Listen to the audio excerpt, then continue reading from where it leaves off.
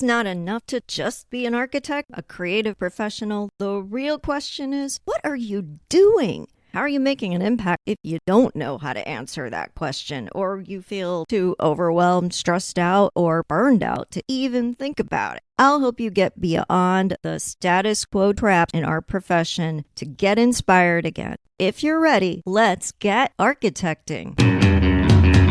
Sunk cost fallacy. Ever heard of it? It's when you are loyal too long to something, a relationship, a job, a brand, even an idea or a design strategy because you've invested so much time in it. Even when it's clear that there's no payoff here, you keep putting in the effort. Hey, Bright Lights, it's Angela. I am so glad you are here today. This episode is critically important. No matter who you are, no matter what's going on in your career, how good you think you have it, you need to hear this. In fact, this is one of the most common questions that I hear from you, and I wanted to share something that Brandon wrote in. He said, I haven't had a raise in 2 years. Hello, stagnant economy, right? And what's worse is Brandon says, I've been chasing a promotion to be a lead designer. I work really hard, but there always seems to be an excuse why I can't have a bigger role. And I never get the opportunity to be positioned as an authority in front of clients. I want to thank Brandon for being so vulnerable. It's hard sometimes to say, I want something and I'm working really hard, and no matter what I am doing, I can't seem to get there. Thank you for sharing, Brandon. It really is something that's going to help everyone. This is a story that does not have to happen. Brandon, my friend, you are in the middle of a huge sunk cost fallacy. That's right, you have crossed the waste of time threshold, but you won't go back. Instead, you're dumping even more time into trying to revive what's already gone. And so many of us do this. In fact, the idea of sunk cost is part of cognitive bias and behavioral economics. It's tied to the idea of loss aversion. When we lose something, it feels far more painful than when we gain something. That's part of the survival instinct that is hardwired into us as humans. So we really don't like feeling that we lost something. And we also tend to have a bias for the status quo for many of the same reasons. The status quo is familiar. The status quo is predictable. Even if it's painful, even if it's not that great, it feels normal. And when you're committed, you are in it. You think if you let go, you'll be left with nothing. And we start to catastrophize, and it becomes a downward spiral. The more you invest, the more you feel responsible for achieving success. When it doesn't happen, you put more in, and so on. This is a classic way to stall your career out, to burn yourself out, and to look back years later with such a feeling of regret. Really unpack this. We have to understand how we look at cost. How do we understand it? And sure, it can be a financial commitment. You bought a class, and even if the class ends up not being what you want, you keep going. You bought a ticket to a movie and you watch it even if the movie's bad because you want to get your money's worth. But more often, it's not a financial commitment. It is time, effort that are the real things keeping you where you don't belong anymore. You made some kind of commitment. You're not reneging because you're loyal that way.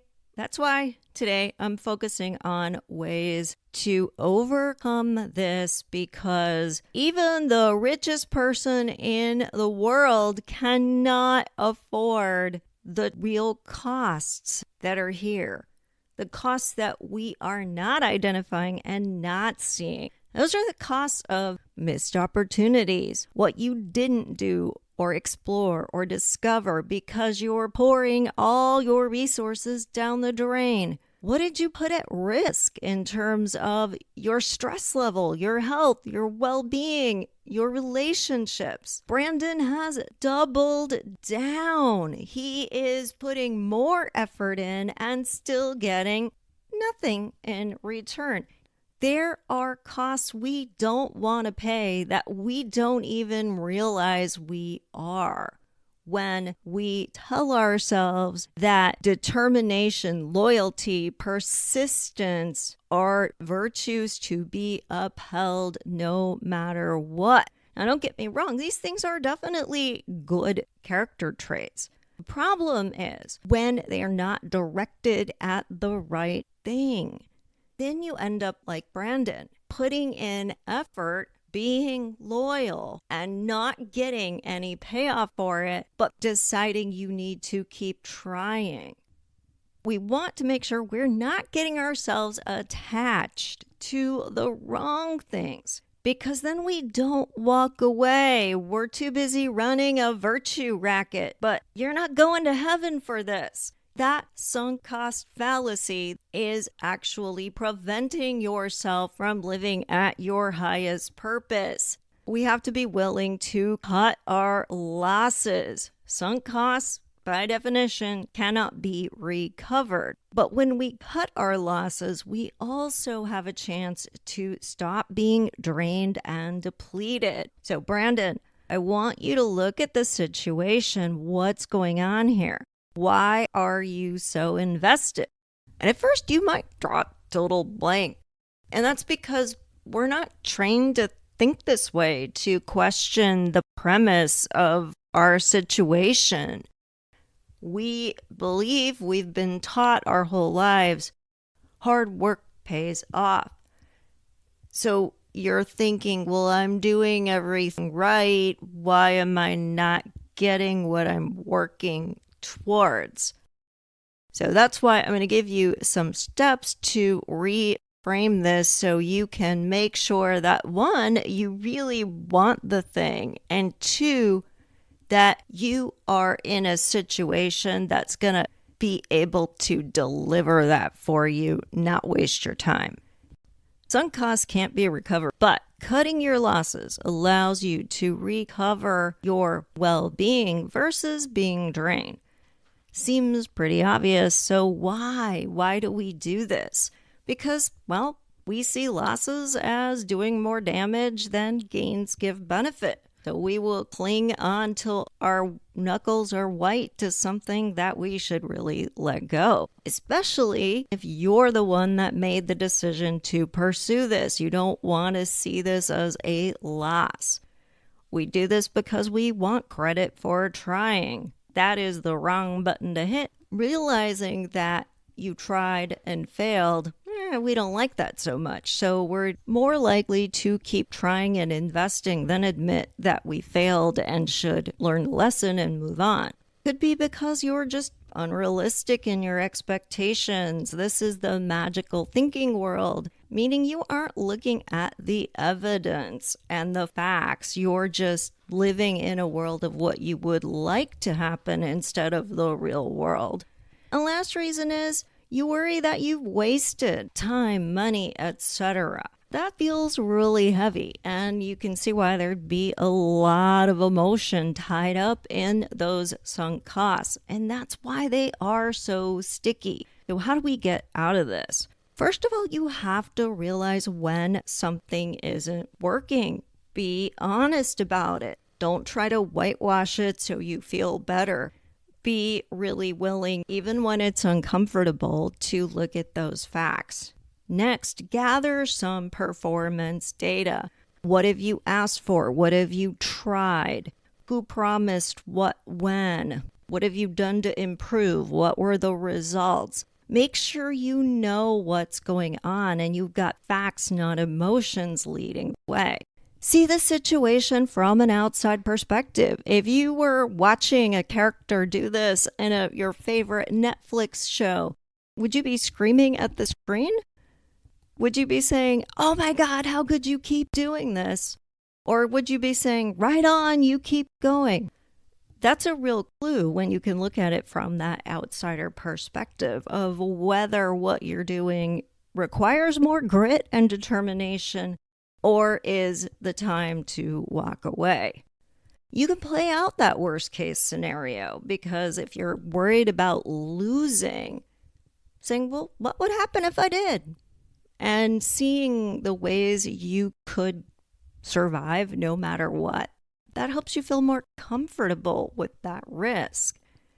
You give your brain a new challenge by flipping the script and asking, what's the best that could happen? If the best that could happen in this situation feels like it's really good enough for you, a lot of times when we're honest about what's the best that can happen, we realize how much we've been settling. And then in terms of feeling like you've wasted time or effort, look at the lessons learned instead. I'm sure that you've developed skills, experience. Give yourself credit for that. Nothing is ever wasted. You can always use it going forward. Let them lose you instead of begging them to choose you. And the last thing is to put your effort into getting what you want. If you were not stressed out and burdened by trying to make something work that is not working and panicking every time you don't get the result you want, what could you do with that time, that energy, that creativity? So, Brandon, that is your homework for today. I want you to really take a look at your situation from that sunk cost fallacy. That will let you know whether you need to keep trying, but trying in a more directed way where you're asking better questions, where you're having hard conversations, and where you are measuring as you go to see if putting in that extra effort is worth it or not. Or you may find after looking at all this that you just are in a toxic situation and been there, done that. No amount of effort is going to flip that. So the best thing you can do is to get out. It may feel scary right now, but the truth is, once you move forward, you will gain so much more than you think you might be losing right now, that you will be so glad every single day that you woke up to the fallacy of sunk costs. So what are you learning here? Can you find some sunk costs in your own life that you'd like to evaluate and maybe kick some things to the curb? Really invite you to do that. And while you're doing that, if you'd like some additional help or resources, check out my leadership challenge. You can find it at architectingpodcast.com. It's a really easy way to shift your perspective because leaders don't fall for sunk costs. Leaders are strategic and visionary. You will learn additional support strategies to help you steer clear of sunk costs much earlier on so that you can put your time, your energy, your effort into things that are getting you where you really want to go. So make sure you check that out. And I will see you next time. Thanks for listening. If you want even more content, head on over to architectingpodcast.com and subscribe to my newsletter and get some great free downloads while you're there. Be sure to follow me on social media. On Instagram at Architecting Podcast, Facebook and LinkedIn pages are Architecting, and the YouTube channel Architecting Podcast. Stay inspired.